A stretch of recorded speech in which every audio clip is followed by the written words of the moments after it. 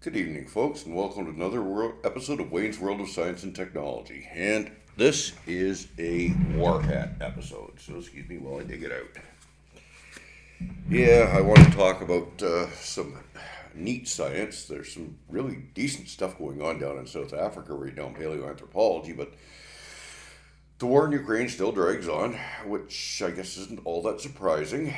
Um, Now, there's a bunch of issues that have come up over the last couple of weeks that have got my attention. First off, the mainstream press has been reporting the 3-to-1 combat ratio as a solid, immutable fact. It isn't. I grew up on the farm. We have a name for that stuff, and it comes out of the back end of a bowl and it's smelly and brown. Yeah, you know what I mean. Basically, that rule of thumb applies fairly well if you have two armies with exact equal same equipment, exact equal same training, exact equal same leadership on a surface as flat as a billiard table. Then that plays into it. Otherwise, it's very much situational. It could be 1,000 to 1, or it could be 1 to 1,000. It depends. Let's take a look at, say we put a World War II soldier with a submachine gun up against 10 Roman legionnaires. Odds are that he wouldn't get it up with a scratch. On the other hand, if we if we were to work it the other way, it could be, that's assuming the billiard table. If we give those 10 legionnaires stuff to hide behind, guess what? The game changes. The guy with the machine gun has to get closer to make a kill, which allows them to throw their spears to try and make their own kill. So it evens up things a lot. That's why everybody was so excited about Mariupol, because fighting in an urban environment is pure hell for the attacker. Oh, it's no fun for the defender either, but the attacker tends to take really bad casualties because the defender's got all these things to hide behind. And so, looking at everything, I have this feeling that Russia is technically close to collapse. When I say collapse, I mean their military may become incapable of functioning to the point where some units may start withdrawing without orders across the border back into Russia because they just can't handle it. Now, I'm basing this only on open source information. Let's face it, no military shares stuff with analysts. It just isn't done. There's too much of a chance the analyst might mention something inadvertent that could tip off the enemy, so they're not going to do it. But the open source information is actually quite compelling.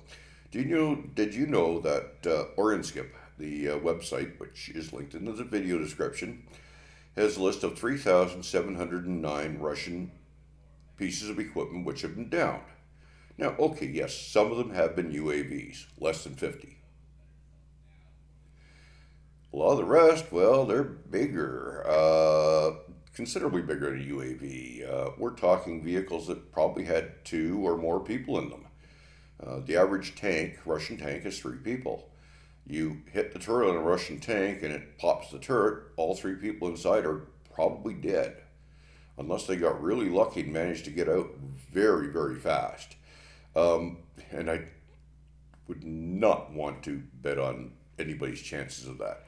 If you hit a soft skinned vehicle like a BMP with a relatively primitive weapon like an old RPG 7, it's going to go right through it. It isn't armored for it. Okay, so the RPG 7 isn't all that useful against modern tanks, but guess what? There are other weapons that are. So you use the RPG 7s on the stuff it can take out. You use the heavier equipment, the javelins, the Stugnas, the in-laws on the really dangerous stuff. And that's what Ukraine is doing. And they are inflicting absolute enormous casualties. Now, Ukraine is taking casualties too. I have no idea how much, since the Ukrainian Ministry of Defense is. Oops, sorry about that. I just. I'm in pain. I had to move my leg and I kicked the camera. The Ukrainian Ministry of Defense stopped releasing figures for very obvious reasons. It gives the Russians too much information. The Russians aren't releasing figures for very obvious reasons. It gives the Ukrainians too much information. The numbers the Ukrainians are reporting are brutal, to say the least. If they are anywhere near accurate, and when I say anywhere near accurate, within, say, 30%. So, or no, let's make it a third. Be generous, a third. They're reporting nearly 30,000 dead. That means that if they could be overinflating by 10,000, say. 20,000 is a heck of a lot of casualties. There is no army that has ever taken that sort of casualties in this short of a war, ever, that I can remember. And I've read a lot of history. I've also been watching other analysts, and they're basically coming to the same conclusion that the level of casualties is just tremendous. Another issue is technology. As I put in my earlier video about Russians' inability to produce advanced technology, they cannot replace their losses. They've got a few fancy 4.5 generation fighter jets, the new Sukhois, but there's still very few that they haven't used them in Ukraine. They have a very few of the very most modern tanks, which are now apparently moving to Ukraine, which to me seems somewhat of a sign of desperation because there isn't that many of them. And again, they cannot be replaced, all because of Western sanctions. Remember that, folks. Everybody's saying the sanctions aren't doing anything. Well, guess what? They are wrong.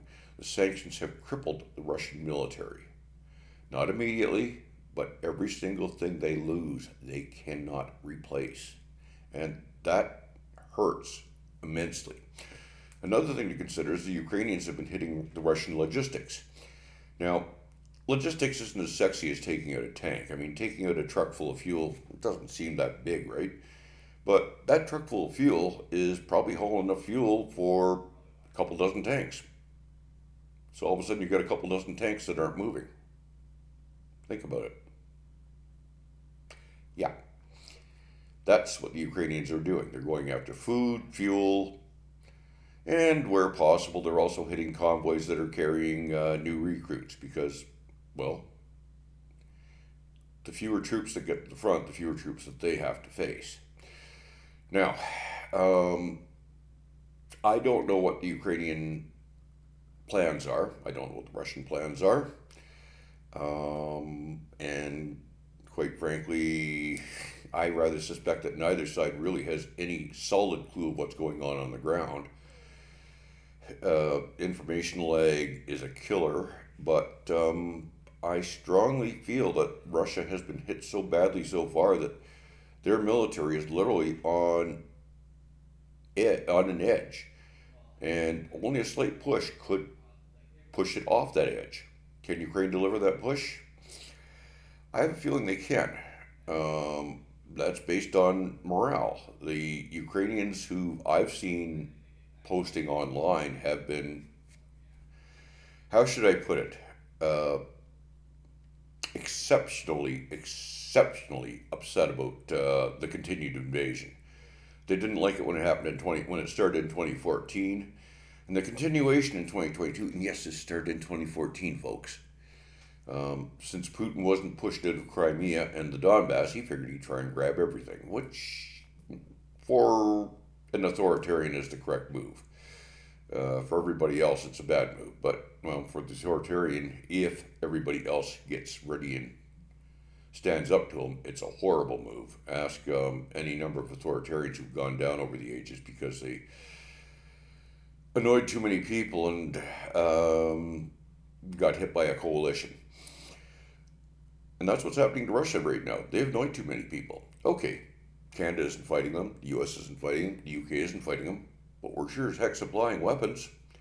I would dearly love to see one of our Halifax class frigates somehow teleported to the Black Sea and fitted with the crew of trained Ukrainian sailors.